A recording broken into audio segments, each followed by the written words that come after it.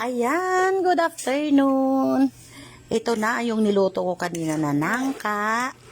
Luto na siya. Walang nag-comment.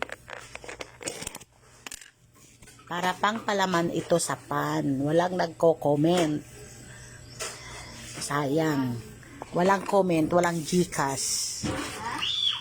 Hindi man sila nagko-comment. Hindi man ako nagsabi magpadala ng Gcash para kusang ko-comment.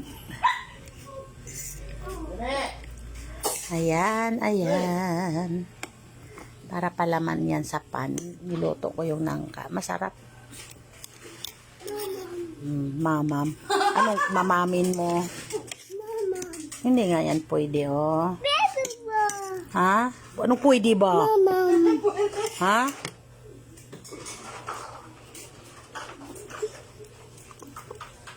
Nangka. Ayaw mo naman. Mamam daw. Ano nga yung mamamamin? Ayan, masarap sa pan na palaman. Panpalaman. Oo, masarap yan sa sliced bread, pandesal. Pag morning, lagay lang sa rep. Ayan. Walang nag-comment. Andito, naglalaba.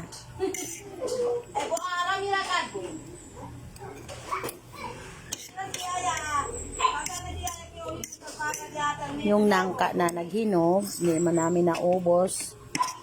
So, hinimay-himay ko. Nilagay ko sa rep. Tapos ngayon, may oras ako, may time, niluto ko. Kasi sayang naman, tatapon mo. Sayang na sayang. So, para mapakinabangan siya, ayun, nilagyan ko niluto ko talaga siya ng bonggang-bongga.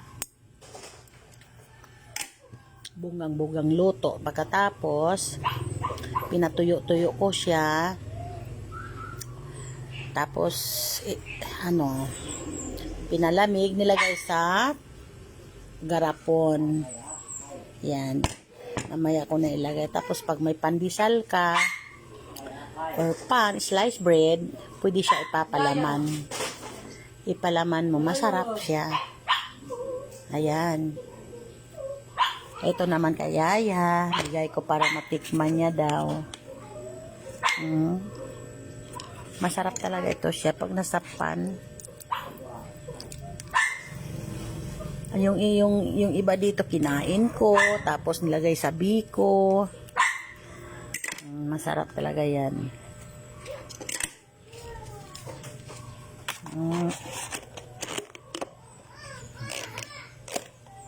Ayan. Uy! Lagay ko naman kanina pa. Siguro ka lang dati dito. Malakas bang apoy? Parang. Magandang carbon nila. Maganda, te? Ang kaya yan binili ko?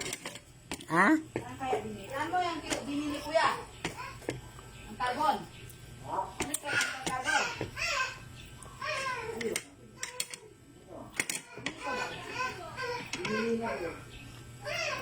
Ano? Eh, so bunito di sa fuego.